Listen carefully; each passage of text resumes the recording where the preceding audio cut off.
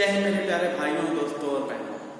स्वागत करता हूं फिर से अपने इस YouTube चैनल में आपका, और उम्मीद करता हूं कि आज जो टॉपिक मैं उठाने वाला हूं ये आपको जिस लेवल तक मैं पहुंचाना चाहता हूं वहां तक मेरी बातें जरूर पहुंचेंगी। हो सकता है मेरी बातें कुछ लोगों के दिमाग के सीमाओं का उल्लंघन करें, परंतु उम्मीद ये भी करता हूं कि आप मेरी बातों को समझने की पूर्णतया चेष्टा करेंगे। आज से YouTube पर कैंपेन चलाया जा रहा है, खासकर यूट्यूबर जितने भी बड़े बड़े टीचर्स हैं और विद्यार्थियों के हक में, कि इनकी लाइफ के साथ बहुत बड़ा खिलवाड़ किया जा रहा है। एक सवाल हम ये पूछना चाहते हैं कि कितने विद्यार्थी इसमें बढ़ चढ़कर भाग ले रहे हैं? क्या उनको अपने भविष्य की चिंता है? जानते हैं इसमें एक बात यहाँ आ रही है कि कुछ लोग ये सोच रहे हैं कि मेरे अकेले शामिल होने से इसमें क्या हो जाना है। आप एक चीज ध्यान रखिएगा कि जब 99 होता है और इसमें जब एक सिर्फ ये भाग लेता है ना, तो ये 100 होता है। तो इसकी इंपॉर्टेंस आपको पता चल गई होगी। और इस पे भी इस टॉपिक पर वीडियो मैं इसलिए बनाना चाह रहा हूं, ऐसा नहीं कि मेरे फॉलोअर्स बहुत ज्यादा हैं या मेरे स्टूडेंट्स बहुत ज्यादा हैं या मुझे जानने वाले या मेरे सब्सक्राइबर बहुत ज्यादा है, लेकिन अगर एक भी इसमें शामिल होता है तो ये 100 को प्राप्त कराएगा।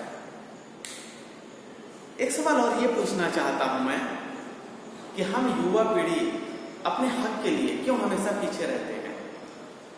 एग्जामपुर चैनल का एक बहुत बढ़िया स्टेटमेंट याद आ रहा है हमको। उसने एक मोटो बना रखा है और वो मोटो ये है, कलम से क्रांति।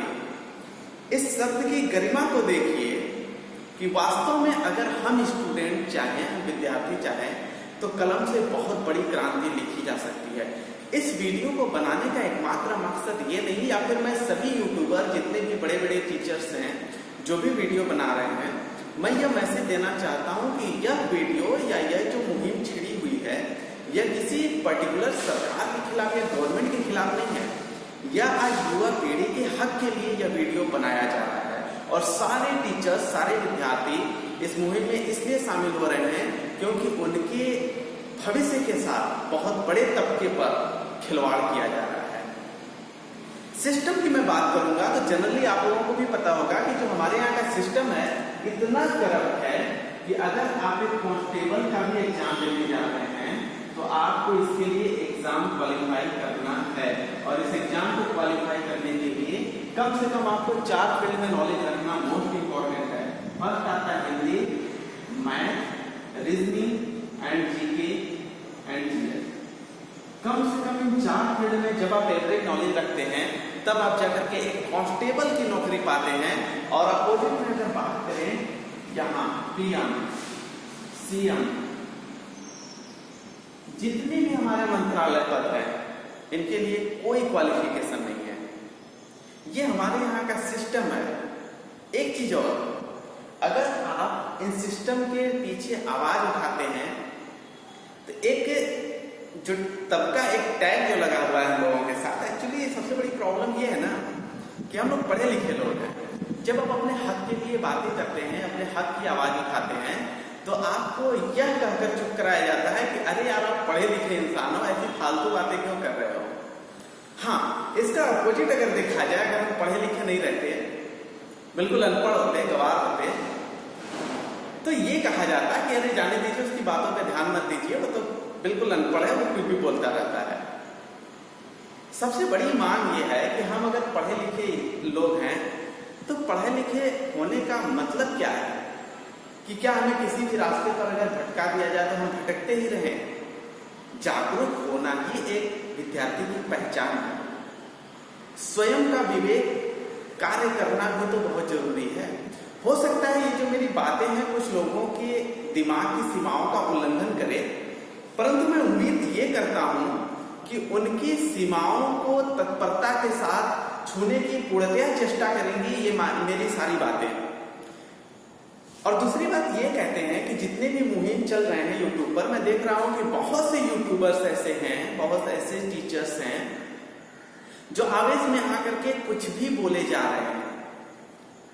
मैं उनसे एक ये मैसेज देना चाहता हूं कि हमें किसी भी पर्टिकुलर व्यक्ति के खिलाफ आवाज नहीं उठाना है। हम विद्यार्थी हैं और विद्यार्थी का सबसे बड़ा जो मंत्र है, सबसे बड़ा जो सूत्र है वह है संयम। संयम के साथ अगर हम एक मुहिम बना करके अपनी बात को गवर्नमेंट तक पहुंचाएं तो जाहिर सी बात है कि कहीं ना कहीं हमारी सुनवाई जरूर होगी। अब तक गलत हुआ आता रहा है, पर समझदारी ये है कि उसको और भी विकराल रूप न दे करके उसको सुचारू रूप से निरंतरता के साथ, बहुत ही प्यार के साथ हम अपनी बातों को मनवाएंगे। तो विवेक के साथ, गंभीरता के साथ अपनी बातों को रखिए, इस मुहिम में शामिल होइए।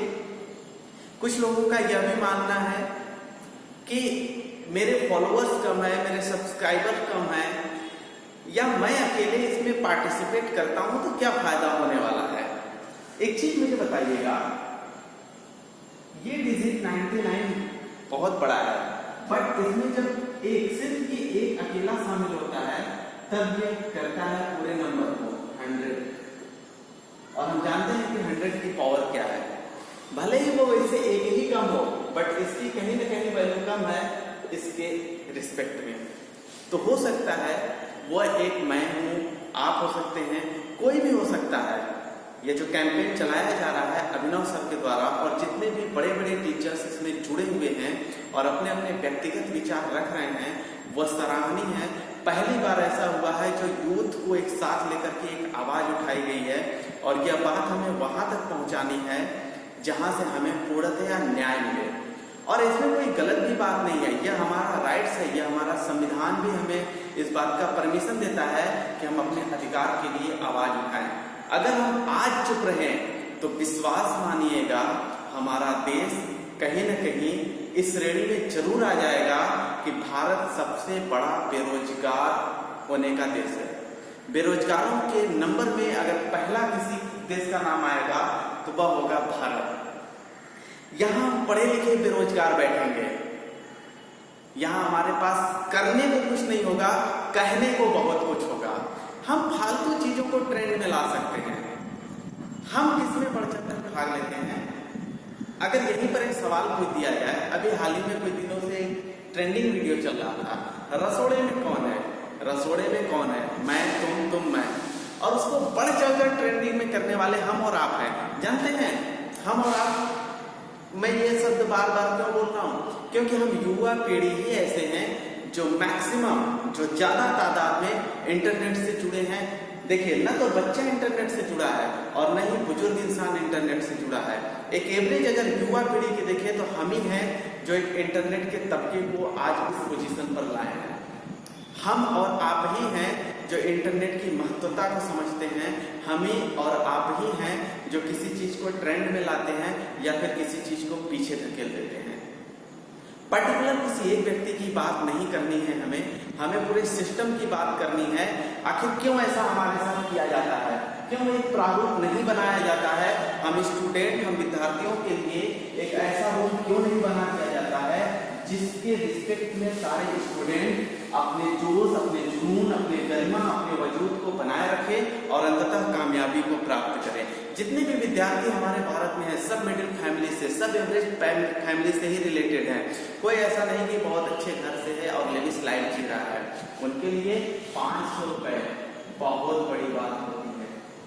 और एक स्टूडेंट अगर 500 रुपए का फॉर्म भरता है तो इसके पीछे उसकी कई सारी उम्मीदें होती हैं, और यह उम्मीद, ये जो विश्वास और कॉन्फिडेंस होता है, ये कितने सालों तक आप जिंदा रख सकते हो? 3 साल, 4 साल, 5 साल, 6 साल, कितने साल तक आप अपने विश्वास को, अपने उम्मीद को जिंदा रख सकते हो? कभी ना कभी तो दम तोड़ेगा, और जिस दिन दम तोड़ेगा उस दिन जो हमारे भारत का ग्राफ है वो डाउन होगा। अभी तक तो सिर्फ और सिर्फ किसान सुसाइड करते आए हैं, कहीं ऐसा ना हो कि बहुत भारी संख्या में विद्यार्थी भी सुसाइड न करने लगे। यह गंभीर समस्या है, सोचने वाली बात है। आज हमारे और आपके पहल की जरूरत है। अगर आज हम और आप पहल नहीं करेंगे तो विश्वास मानिएगा हमारे भारत का भविष्य बिल्कुल गर्त में समा जाएगा और फिर इसका उत्थान करने के लिए बहुत समय लगेंगे, पुरजोर कोशिश करनी पड़ेगी। अगर समय रहते, अगर आज नहीं चेते तो विश्वास मानिए हम अंततः गर्त को प्राप्त होंगे। जब एक विद्यार्थी तैयारी के लिए अपना शहर छोड़ता है, अपना गांव छोड़ता है, तो उसमें बहुत सारी उम्मीदें होती हैं, बहुत सारे विश्वास होते हैं, उसके पीछे एक उसके परिवार की उम्मीदें होती हैं, उसके भाई की, उसके बहन की, उसके आने वाले समय की। लेकिन ये सरकार उन जज्बातों के साथ, उनके वजूदों के साथ खिलवाड़ कर रही है। कहीं ना कहीं किसी की भावनाओं को आहत करना भी एक क्राइम ही है और मेरा मानना यह है कि यह बहुत बड़ा क्राइम माना जाना चाहिए। अगर किसी का कोई विश्वास तोड़ता हो, किसी का अगर कोई जमीर हिलाता हो, किसी का अगर आत्मविश्वास दिखाता हो, तो यह सबसे बड़ा क्राइम होना चाहिए। अब सपोज करो क्या हो, और मैं पॉलिटिशियन की भी बात करना चाहता हूं, क्या हो अगर पीएम बनने के लिए जो चुनाव लड़ा जाता है वो चुनाव होने के बाद सुप्रीम कोर्ट में मैटर चला जाए। सुप्रीम कोर्ट 2 साल तक इस पर सुनवाई नहीं करता, चलाता है, और 2 साल बाद या 3 साल बाद यह पता चलता है कि यह चुनाव रद्द हो गया। सोचिए उन पर क्या बीतेगी। लेकिन नहीं, इसका बिल्कुल अपोजिट चलता है। आप चुनाव देखिए, मैक्सिमम 1 महीने के अंदर पूरे चुनाव कंप्लीट करा लिए जाते हैं, उसके रिजल्ट भी आ जाते हैं और शपथ ग्रहण भी हो जाता है। लेकिन जो आज हमारे भारत का जो रीढ़ की हड्डी मानी जाती है, युवा पीढ़ी, खासकर विद्यार्थी, उनके जिंदगी के साथ, उनके भविष्य के साथ बहुत बड़े लेवल पर खिलवाड़ किया जा रहा है। आखिर क्यों ऐसा किया जा रहा है? क्या किसी को इस बात की चिंता नहीं है? क्या इनका मानक नहीं तैयार किया जा सकता है? एक छोटे से लेवल की नौकरी पाने के लिए हमें कई मापदंडों से गुजरना पड़ता है और उतने बड़े पोस्ट के लिए क्या कोई मानक हमारा संविधान नहीं बना सकता है? कहीं तो कुछ गड़बड़ है। क्या ये जो सिस्टम चलाने वाले हैं ये पढ़े लिखे नहीं हैं? पढ़े लिखे सभी हैं, लेकिन बस पहल करने से डरते हैं। उनको यह लगता है कि हमारे एक के पहल करने से क्या फर्क पड़ जाने वाला है, और यही सोच आज हमारे और आपके अंदर भी बैठी हुई है। बहुत सारे ऐसे लोग हैं जो अपने ओपिनियन, अपने विचार इसलिए नहीं रख रहे हैं क्योंकि उनके अंदर यही चीज घर करके बैठा है कि हमारे एक के करने से कोई फर्क नहीं पड़ने वाला है। याद रखिए, हमारे और आपके सिर्फ एक एक के जुड़ने से ही यह मुहिम तैयार होगी, एक बहुत बड़ी श्रृंखला का निर्माण होगा और हम अपनी बात वहां तक पहुंचा सकते हैं जहां से हमें न्याय मिलेगा। तो सभी लोग जागरूक होइए, अपने भविष्य की बात, अपने भविष्य की चिंता के लिए हम अपने हक की लड़ाई के लिए उठ रहे हैं, अपनी बातों को रख रहे हैं, इसमें कोई भी गलत नहीं है। और एक समझदार, एक पढ़े लिखे इंसान की सबसे बड़ी पहचान यही है कि वह तार्किक प्रश्न करना सीखे। अगर आपको चीजें नहीं समझ में आ रही है तो आप तार्किक प्रश्न कीजिए। यह होता है एक जिंदा दिली का पहचान, तब आप एक जिंदा इंसान कहलाएंगे। जीने को तो सभी पशु पक्षी जी रहे हैं, लेकिन जिस मानव जाति में हम पैदा हुए हैं उसकी गरिमा को समझिए, उसके महत्व को समझिए। अगर हम मनुष्य या मानव रूप में पैदा हुए हैं तो कहीं न कहीं इसका एक मकसद है, और ये जो मकसद है उसमें बढ़ चढ़ कर हिस्सा लीजिए। बाकी देखते हैं कि इसका रिजल्ट क्या आता है। और एक चीज इतना विश्वास है, और लास्ट में यह बात जरूर कहना चाहूंगा कि जीत हमेशा सत्य की होती है। सत्य कभी भी परास्त नहीं हो सकता, विलंबित हो सकता है, परंतु हार नहीं सकता। हमें और आपको आज पहल करने की बहुत ज्यादा जरूरत है। जितने भी आपके पास अगर 50 सब्सक्राइबर हैं, 100 सब्सक्राइबर हैं, 500 हो, 1000 हो, अपने विचारों को रखिए। कम से कम जो आपके सब्सक्राइबर हैं, जो आपके फॉलोअर हैं, आपको कहीं ना कहीं आपकी बातों के वजूद को समझते हैं, आपकी बातों को समझेंगे। अगर आप एक के द्वारा अगर 50 लोग भी इस मुहिम में शामिल होते हैं तो कहीं ना कहीं यह जो हमारा मकसद है, जो आज युवा पीढ़ी और विद्यार्थी अपने हक के लिए लड़ रहे हैं, इसकी जीत अवश्य होगी। समय जरूर लगेगा, सच्चाई की जीत है।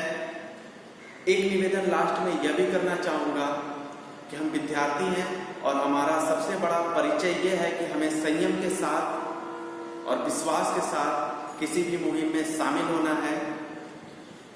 एक जो गरिमा होती है, चाहे पद की गरिमा हो, चाहे व्यक्ति की गरिमा हो, चाहे समाज की गरिमा हो, उस गरिमा को हमें नहीं तोड़ना है। उस दायरे के अंदर रहकर हमें अपनी बात पहुंचानी है। ऐसा ना हो कि हम आवेश में आकर के किसी भी दायरे को तोड़ दें। हम विद्यार्थी हैं, हम टीचर्स हैं, हम अपने दायरे को कभी नहीं भूलेंगे। और एक विद्यार्थी और एक टीचर्स, एक गुरु हमेशा देश के भविष्य के बारे में ही चिंता करता है। तो आज भले ही पॉलिटिशियन में कुछ भी हो, पॉलिटिक्स हमारा कुछ भी हो, उससे हमें विद्यार्थियों, हम गुरुजनों को कोई मतलब नहीं है। आप किसी भी पार्टी के हो, आप किसी भी पार्टी को सपोर्ट करते हो, उसका मैटर यहाँ पे कदापि नहीं है। जो मैटर है वह सिर्फ और सिर्फ इंसाफ का मैटर है। तो इसके लिए हमें जागरूक होना पड़ेगा। आइए साथ मिलकर इस मुहिम में शामिल होते हैं और इस मुहिम को सफल बनाते हैं और मिलते हैं अपने नेक्स्ट वीडियो में। तब तक के लिए बहुत बहुत धन्यवाद। जय हिंद, जय भारत।